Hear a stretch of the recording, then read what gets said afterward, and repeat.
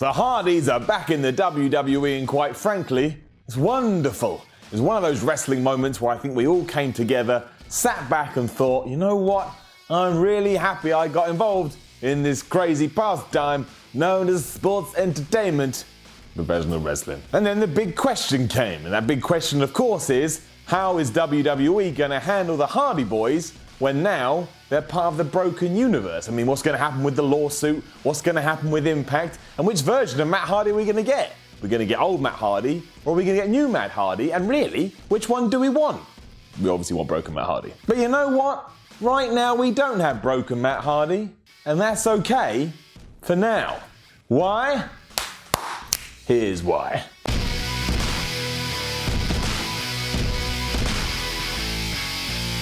Obviously, we all want to see broken Matt Hardy in the WWE. I mean, it was that character that allowed him to climb back to the top of the pro wrestling mountain, because it's just a hoot. It's just a laugh. There's nothing more entertaining than a man running around being crazy. The thing is, they don't have to jump back into that straight away. Now, at this point, the Hardy Boys have been away from the WWE for approximately 72,704 years. And that means right now they're in their nostalgia comeback, and the nostalgia comeback can last ages if you do it right. Because they have been away so long, they feel fresh again, and you can use that to get some serious mileage, maybe even up to a year. And I'm not kidding. If you do it right in a year's time, because WWE is going to different city to different city, each of those cities and each of those sets of fans just want to see the Hardy Boys, regardless what characters they're portraying. You don't want to get rid of that too early, and let's be honest, the pair have been gone from the company for so long, there's going to be some fans sitting there going,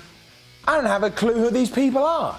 Also, why are they called boys? They ain't boys. So if you start rushing this too much, you're actively fighting a positive. There's one thing we've learned on the Y series, is that you don't fight a positive, you only kick the ass of the negatives. Of course, this has made a few people worried about what the future actually holds, especially, as previously mentioned, what's going on with the lawsuit. Does Matt Hardy actually own the rights to the broken stuff? Does Anthem? Do I?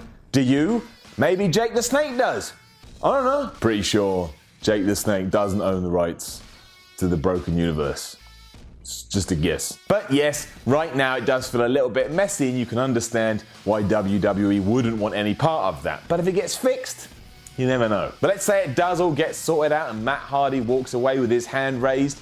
You've got to imagine that WWE are going to be ready to strike. Say in 6 months' time. 6 months' time, maybe the fire has started to die down, and then it's time for something delightful. It would also work wonders for both of them. We all know that WWE sees Jeff Hardy as a top star. He's main evented before he was a world champion. But as for Matt, he was never treated with the respect he deserved. It was a huge error, especially now you look at him and go, that man has reinvented himself at least 3 times. That's what great professional wrestlers do, and it's what main eventers do. But those days are all but gone now. Vince McMahon may not have a clue what the whole delete thing is, but he definitely knows what 70,000 people doing this is all about. That's money, and it's money for the business. So essentially, both Matt and Jeff Hardy have the potential to be top stars, be it together or separately, and that's huge for both them and for the WWE. That increases tenfold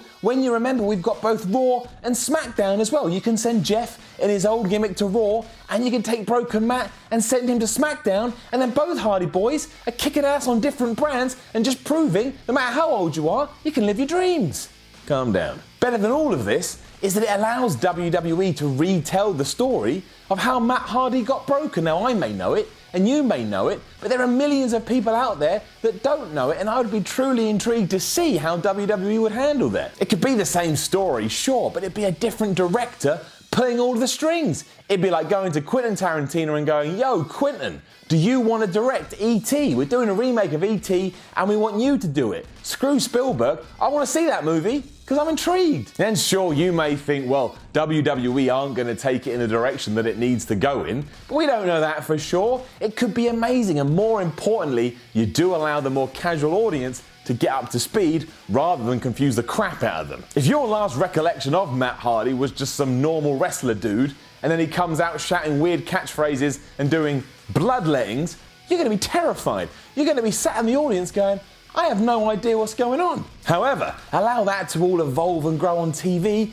and you're laughing, and I bet your ass that everybody loves it. How can you not love it? It's preposterous, and preposterous things are always good, and I bet any money it adds an extra year onto Matt Hardy's career.